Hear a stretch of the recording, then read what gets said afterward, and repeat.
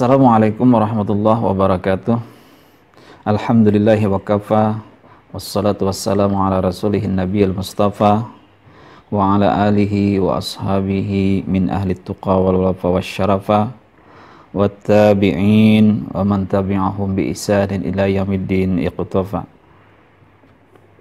Kaum muslimin dimanapun anda berada, para mahasiswa Fakultas Syariah yang mengambil memprogram mata kuliah Usul Fikih 2. Alhamdulillah pada hari ini kita kembali bersama-sama mengadakan perkuliahan yaitu Usul Fikih 2. Materi kita yang akan kita bahas pada pagi hari ini adalah teori istihalah dan istihlak. Ada teori istihalah dan teori istihlak gitu ya.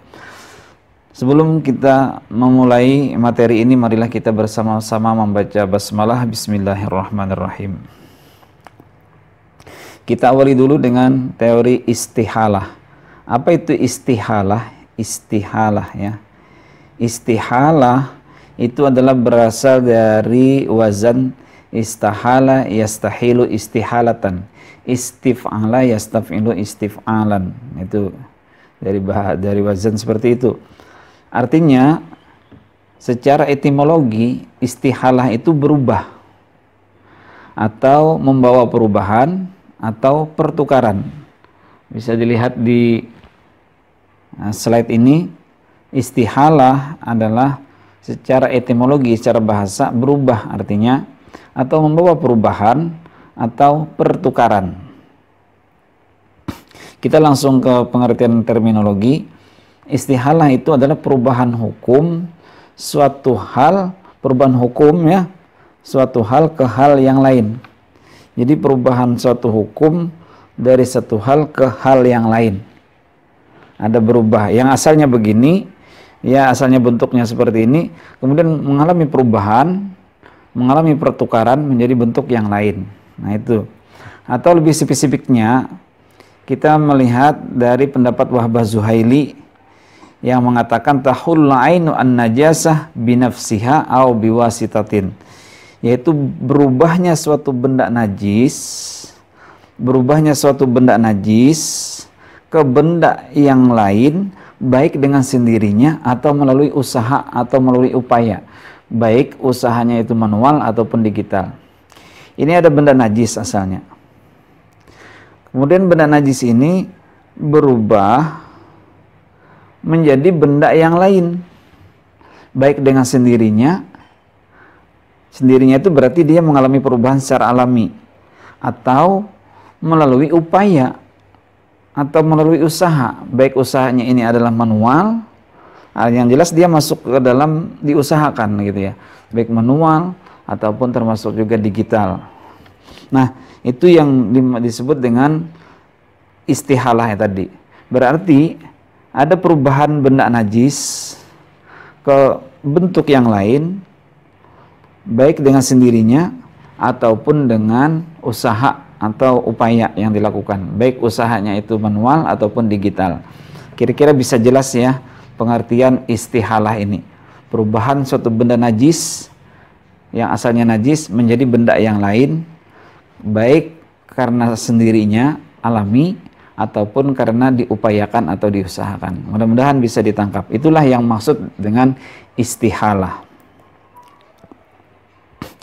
Nah, menurut Imam Nawawi ini kita kenal sebagai ulama besar, pentahqiq dari pendapat Imam Syafi'i. Punya kitab karangan yang luar biasa, karyanya yang sangat banyak. Yang kita kenal di masyarakat kita, Al-Azkar, Riyadhus Shalihin, Syarah Muslim, dan yang beliau lakukan itu adalah Syarah Muhadzab itu kan. Nah, dalam fatwa beliau ini menurut Imam Nawawi, mazhab Syafi'i lebih berhati-hati tentang istihalah ini. Ini salah tulis ya. Kalau bukan jalau.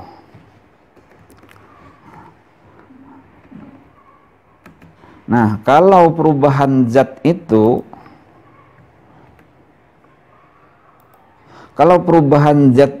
melalui proses alami, artinya najis tadi berubah secara alami, tanpa melibatkan unsur manusia atau bahan kimiawi, yaitu tanpa ada usaha, baik usaha manual apalagi usaha digital, maka teori istihalah bisa diterapkan. Artinya kalau perubahan najis ini dilakukan, dia berubah secara alami, maka teori istihalah bisa kita terapkan untuk mencari status hukum perubahan benda najis tadi ke bentuk yang lain. Tapi asal perubahannya itu secara alami. Akan tetapi kalau perubahan zat itu terjadi karena unsur rekayasa kimiawi atau karena teknologi pangan, maka teori istihalah tidak berlaku dalam mazhab Syafi'i. Kira-kira jelas ya. Bentuk najis tadi, benda najis tadi kalau diupayakan lalu berubah dalam bentuk yang lain, maka teori istihalah tidak bisa digunakan untuk mencari status hukum perubahan benda najis itu. Sebaliknya, mazhab Hanafi menggunakan teori istihalah ini secara mutlak.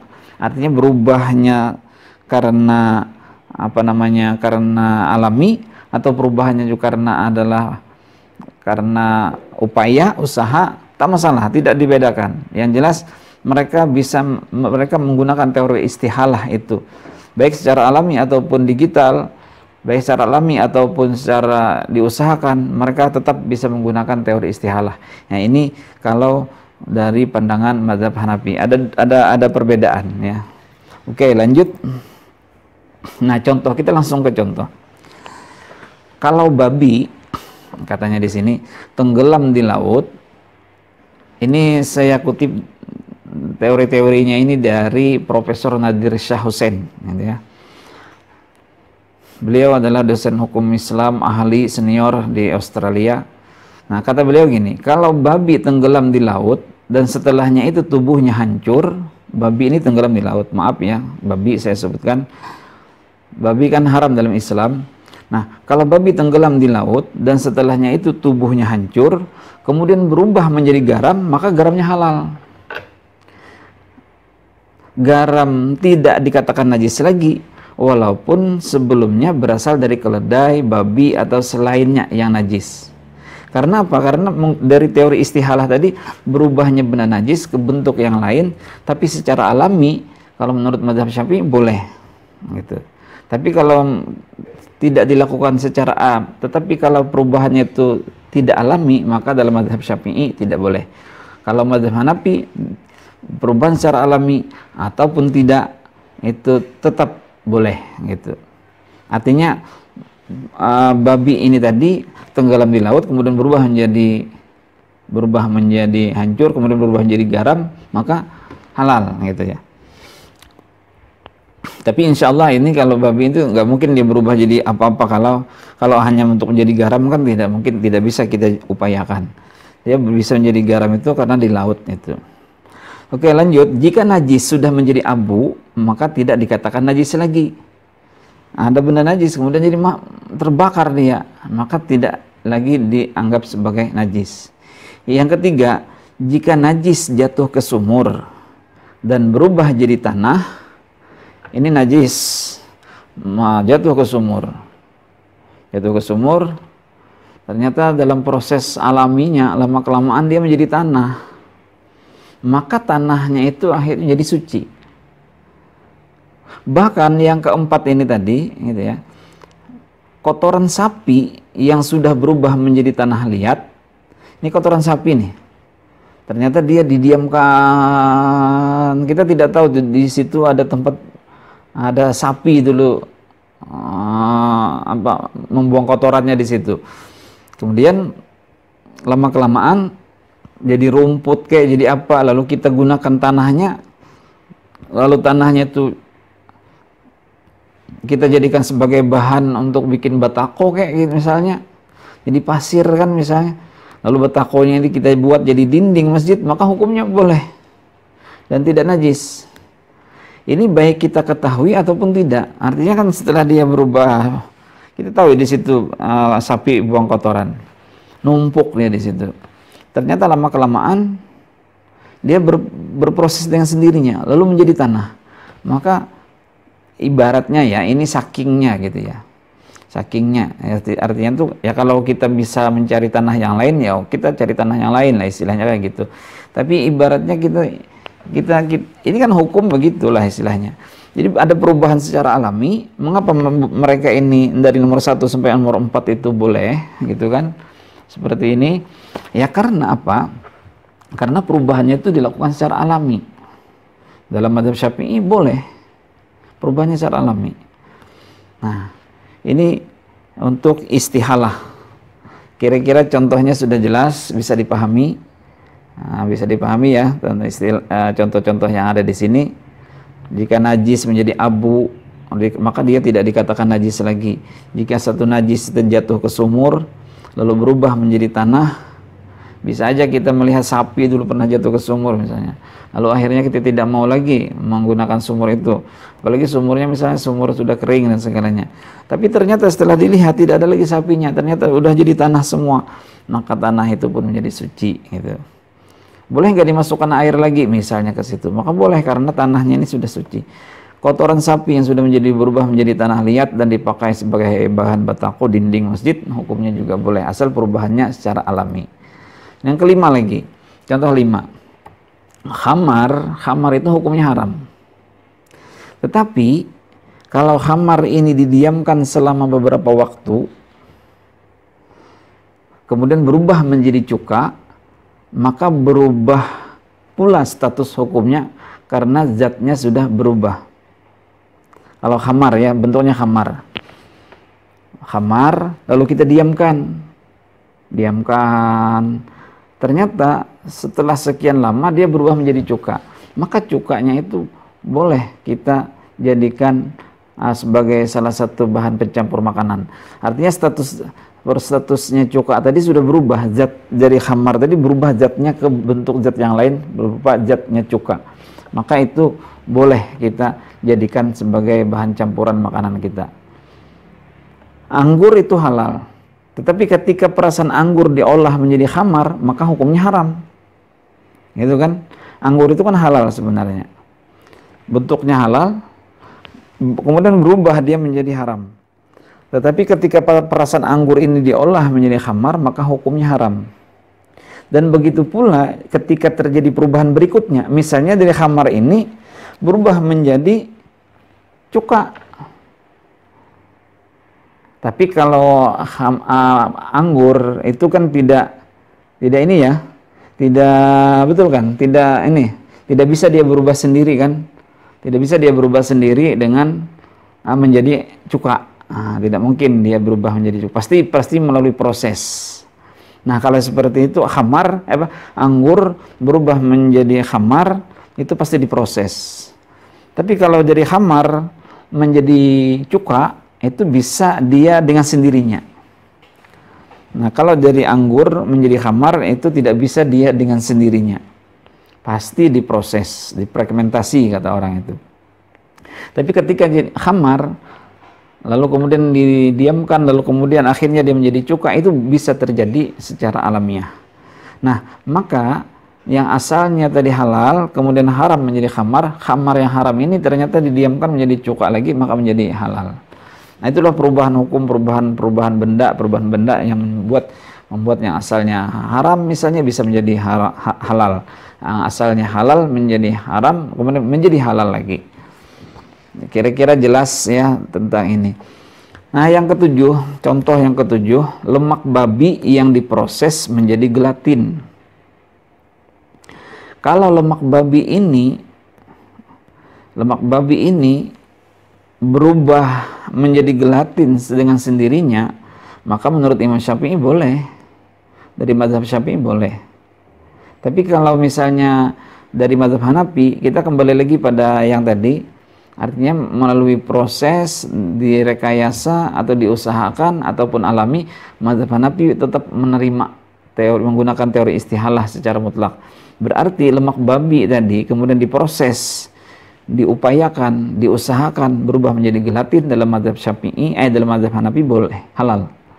Namun mazhab Syafi'i tetap haram karena perubahannya itu adalah rekayasa. Nah, makanya supaya bisa menjadi gelatin berarti dia harus dalam mazhab Syafi'i harus perubahannya itu harus perubahan yang alami. Gelatin ini kan tidak hanya dari babi tetapi dari makhluk-makhluk ikan dan segalanya kan masih bisa untuk dijadikan sebagai gelatin. Berarti bagi kita yang bermadzhab Syafi'i tentunya kita harus hati-hati melihat campuran-campuran makanan yang kita masak. Yang kedelapan, ini Imam Ad-Daud Az-Zahiri seperti dipaparkan dalam tafsir Al-Mawardi, yang diharamkan itu cuma daging babinya, gitu katanya. Karena dalam Al-Qur'an tuh hurrimat alaikumul maitatu waddamu walahmul khinzir. Walahmul khinzir. Yang dilarang itu kan cuma daging babinya saja. Nah, sementara yang lainnya enggak, gitu kata Daud Az-Zahiri. Tapi kita sudah memahami lah. Itu aliran tekstual. Aliran tekstualis. Memahami agama itu hanya melalui teksnya saja, tapi tidak memahami cara konteksnya, tidak menganalisis situasi dan kondisi pada waktu ayat itu diturunkan, tidak melihat hubungan ayat ini maksudnya seperti apa. Coba kalau misalnya daging itu kan ada tulang, daging itu dibungkus oleh tulang, kemudian supaya daging ini dibungkus lagi oleh kulit. Nah, berarti termasuk di dalamnya tulang nggak mungkin berjalan tanpa daging, karena daging tempat berjalannya darah. Nah, maka tentunya tidak mungkin artinya hanya dagingnya saja. Ketika disebut daging berarti sebenarnya mencakup semuanya. Nah, tapi Daud Az-Zahiri memang memiliki pendapat yang kontroversial, tapi kontroversialnya itu bukan karena kepiawaian kedalaman berpikir mereka, tetapi karena ketekstualisan mereka, tekstualnya mereka berpikir. Oleh karena itu, saudara-saudara, saya mengajak kepada kita semua, jangan sampai kita berpikir tekstual, berpikir apa adanya. Kalau tidak ada dalilnya tidak boleh. Nah, itu membuat pikiran kita, membuat kepala kita semakin kaku, membuat hukum kita semakin jumut, tekstual, hukum kita tidak bisa maju, tidak bisa menjawab tantangan zaman, tidak bisa berdialog dengan perubahan zaman. Karena apa? Karena selalu berpegang dengan teks itu. Jadi ada kalanya kita harus menggunakan nalar kita. Ada kalanya kita harus menggunakan nalar kita dalam memahami hukum Islam. Itulah pentingnya memahami tadi. Jadi beruntunglah agama ini turun kepada ulama, gitu kan. Ulama pun juga ulama yang kayak gimana juga. Coba kalau pemahaman agama ini harus diamanatkan kepada setiap manusia yang mungkin tidak mempelajari agama, maka semuanya bisa berfatwa. Lalu akhirnya kacaulah dalam pemahaman keagamaan. Oke, kita lanjut ke persoalan lain. Nah, itu teori istihalah ya. Teori istihalah tadi adalah perubahan hukum dari satu benda najis ke bentuk yang lain, maka bisa menjadi halal berubahnya tadi. Nah, sekarang istihlak. Apa itu teori istihlak? Istihlak itu istahlaka yastahliku istihlakan. Secara bahasanya hancurlah bahasanya, hancur. Hancur dari kata halaka yahluku halkan, binasa. Nah, jadi istahlaka yastahliku istihlakan dalam segi bahasanya adalah binasa atau hancur. Secara terminologi, secara istilah, istihlak itu adalah istihlak ya, pakai hak. Itu suatu zat hancur setelah bercampur dengan zat yang lain. Dia begini misalnya, zat ini. Satu zat ini ternyata bercampur dengan zat yang lebih besar lagi. Bercampur dengan zat yang lebih besar lagi. Blok masuk ke sini, akhirnya zat yang kecil ini hancur, dia melebur, binasa, hilang karena bercampur dengan zat yang lebih banyak lagi daripada zatnya sendiri. Nah, jadi di sini yang nomor 3 ini adalah, coba kita perhatikan di nomor 3, bercampurnya benda haram atau bercampurnya najis dengan benda lain yang suci dan halal yang jumlahnya lebih besar, lebih banyak. Ya, halal ini najis ya, najis, benda najis kecil, dia bercampur dengan benda halal yang suci dan jumlahnya banyak, sehingga menghilangkan sifat najis dan keharaman benda yang sebelumnya najis tadi, baik rasa, warna maupun baunya. Bercampur dia dengan benda zat yang lebih besar, maka itulah yang disebut dengan istihlak. Kira-kira bisa dipahami ya yang disebut dengan istihlak tadi. Kalau yang pertama tadi istihalah, dia berubah dari bentuk ini ke bentuk yang lain. Nah, kalau ini dia benda najisnya bercampur ke benda yang lain, tapi yang lebih banyak daripada zatnya sendiri. Sehingga dengan demikian maka hilanglah zatnya, hilang zatnya dirinya, baik baunya, rasanya ataupun warnanya, karena masuk, hilang, lebur ke dalam zat yang lebih besar dari dirinya. Itulah yang disebut dengan istihlak, ya. Nah, ini dasar hukum istihlak itu. Wa anzalna minas sama'i ma'an tahura, kami turunkan dari langit air yang suci. Pada dasarnya air itu suci, gitu ya. Itu dasarnya. Qala Rasulullah sallallahu alaihi wasallam huwa tahuru ma'uhu al-hillu maitatuhu. Air laut itu adalah halal. Airnya halal. Bangkai-bangkainya juga halal, gitu kan. Kecuali yang sudah ditentukan dalam hal yang lain. Nah, kita fokus ke air, gitu ya. Dalam hadis ini, al-ma'u tahurun la yunajjisu syai'un. Air yang suci itu tidak ada yang menajiskannya oleh segala sesuatu. Itu dasar istihlak tadi. Idza balagal ma'u qullataini lam yunajjishu syai'un. Apabila air itu sudah sampai 2 qullah, maka tidak ada yang bisa menajiskannya. 2 qullah itu kalau kita gunakan dalam hitungan itu yang kita ambil yang ihtiyatnya 70 cm kanan kiri, begitu. Ini kotak, kita bikin kotak 70 cm 70 cm 70 cm 70 cm, lalu sampai ke bawah 70 cm 70 cm, mungkin seperti bak mandi kita, itulah modelnya. Nah, itu namanya 2 qullah. Idza balagal ma'u qullataini lam yahmilil khabas. Apabila air itu sudah masuk ke dalam 2 qullah, maka tidak mengandung kotoran. Artinya kalau ada kotoran-kotoran dikit, dia sudah masuk syarat untuk tempat bersuci, begitu. Beda halnya kalau misalnya dia adalah air 2 qullah tapi yang najisnya lebih daripada 2 qullah, nah itu bukan itu maksudnya. Artinya kalau benda najisnya lebih sedikit daripada dia tidak merubah bentuknya, asalkan tidak berubah warna, bau dan rasanya, maka tetap bisa digunakan untuk bersuci. Gitu. Kita lanjut ke ini. Para ulama menjelaskan bahwa suatu benda najis atau haram yang bercampur dengan air suci yang banyak, ya, nah, syaratnya yang banyak nih, sehingga najis tersebut lebur, tak menyisakan warna atau baunya, maka ia menjadi suci. Syaratnya adalah benda najisnya itu sedikit. Kalau benda najisnya banyak daripada benda yang dicampur, ya itu lain, bukan bahasanya, tetap akhirnya jadi najis, gitu. Dia lebur, justru yang benda suci tadi yang melebur ke benda najis, bukan itu. Yang kita maksudkan adalah benda najis yang sedikit bercampur ke benda yang suci, maka benda najis ini lebur. Jadi dalam kondisi tertentu, air yang najis bisa berubah menjadi suci apabila bercampur dengan air suci yang banyak. Nah, ini teori istihlak namanya, istihlaknya. Dalam kondisi tertentu, air yang najis bisa berubah menjadi suci apabila bercampur dengan air suci yang banyak. Kira-kira jelas ya? Oke, kita lanjutkan. Nah, ini contoh, kita contohkan. Ketika khamar atau alkohol dimasukkan ke dalam suatu materi, khamar nih, satu botol khamar atau botol minuman keras misalnya, atau alkohol, lalu dimasukkan ke dalam suatu materi, lalu dimasukkan juga lagi berbagai materi yang lainnya, yang tentunya harus lebih banyak lagi daripada alkohol atau khamar itu tadi. Dimasukkan lagi berbagai materi yang lain sehingga sifat khamar yang memabukkan tadi hilang. Air khamar kecampur air 1 drum, begitu kan maksudnya. Hilang, sehingga tidak lagi tersisa sama sekali baunya, warnanya, atau rasa-rasanya udah nggak ada lagi rasa khamar tadi.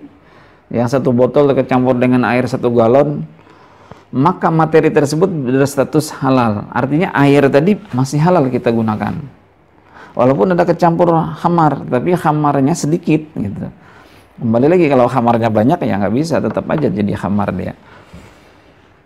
Kira-kira demikian ya, kira-kira bisa dipahami tentang teori istihlak tadi terkait dengan khamar atau alkohol yang berubah masuk ke dalam satu benda yang lain, ada kecampur juga benda-benda yang lain, atau mungkin dengan air saja tapi airnya lebih banyak daripada alkohol itu, maka itu tetap halal. Tapi kalau misalnya tidak membawa perubahan, justru misalnya masih terasa baunya, rasanya, warnanya juga mungkin gitu ya, air tadi, maka berarti air ini terkontaminasi oleh khamar. Bukan itu, maka maka tidak menjadi halal dia gitu. Selanjutnya air dua qullah, di mana kotoran kecil menjadi tidak najis karena sudah bercampur dengan air yang jumlahnya lebih banyak. Jadi najis ini menjadi istihlak, menjadi binasa dia karena bercampur dengan air yang lebih banyak daripada dia. Nah itu. Yang ketiga, penggunaan enzim babi dalam vaksin. Nah, penggunaan enzim babi dalam vaksin. Kalau ternyata jumlahnya sedikit dan dalam hasil akhir tidak lagi terdeteksi babinya ini, penggunaan vaksinnya kan kita gunakan, lalu kalaupun misalnya di akhirnya itu adalah jumlahnya sedikit, enzim babinya ini sedikit, dan dalam hasil akhirnya tidak lagi terdeteksi bahwa ada enzim babi, maka bisa jadi vaksin itu dinyatakan halal untuk dilakukan melalui istihlak. Nah, maka bisa halal dilakukan melalui istihlak. Artinya vaksin itu boleh dilakukan kalau melalui teori istihlak ya, karena dia sudah binasa. Maksudnya enzim yang ada babinya itu tadi, memang dia dari unsur babi, tetapi dia sudah bercampur dengan yang lain dari apa gitu namanya, obat-obat dokter tadi, sehingga dia sudah tidak terlihat lagi ada babinya gitu kan, karena jumlahnya sedikit kan, sedikit. Dan tidak terdeteksi lagi di situ ada enzim babi setelah diperiksa oleh dokter ya. Tentunya mereka yang lebih mengetahui, memahami, diperiksa tidak lagi ternyata ada enzim babi di situ, sudah hilang dia. Maka untuk dijadikan sebagai vaksin dinyatakan halal melalui teori istihlak. Nah, kira-kira demikian materi kita yang berkaitan dengan teori istihalah dan istihlak. Tadi kalau istihalah itu adalah perubahan satu benda najis berubah ke benda yang lain. Nah, perubahan satu benda najis berubah ke benda yang lain. Artinya dia asalnya najis, kemudian berubah menjadi benda yang lain yang bisa menjadi halal. Yang asalnya haram bisa menjadi halal. Namun di situ ada perbedaan pendapat di antara Imam Syafi'i dari mazhab Syafi'i dan mazhab Hanafi. Kalau mazhab Syafi'i, kalau perubahannya itu adalah karena perubahan alami, boleh dilakukan, teori istihalah dapat digunakan. Tapi kalau misalnya perubahannya itu adalah karena ada upaya atau rekayasa, maka tetap tidak boleh. Sebaliknya, mazhab Hanafi menyatakan tidak membedakan apakah itu ada perubahan secara alami ataupun tidak. Yang jelas dia dapat digunakan secara mutlak. Nah, yang kedua ada teori istihlak. Teori istihlak itu adalah teori yang disebut dengan hilangnya, leburnya benda najis karena bercampurnya dengan benda-benda yang lain. Jadi bentuknya, zatnya, baik warna ataupun baunya ataupun rasanya sudah tidak terdeteksi lagi, maka berarti itulah yang disebut dengan teori istihlak. Dia sudah melebur benda najis tadi, hilang, sehingga bisa menjadi halal lagi. Demikian perkuliahan kita, mudah-mudahan ada manfaatnya. Kita akhiri dengan sama-sama baca hamdalah, alhamdulillahirabbil alamin. Assalamualaikum warahmatullahi wabarakatuh.